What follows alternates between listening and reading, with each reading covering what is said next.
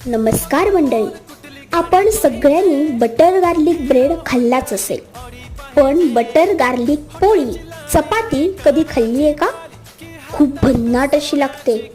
कडकडून भूक लागली की झोमॅटोवरून 200-300 रुपये खर्च करून ब्रेड मागवण्यापेक्षा 2 चमचे बटर घ्या, त्यात बारीक चिरून लसूण टाका आणि चपातीवर पोळीवर छान पसरवून घ्या.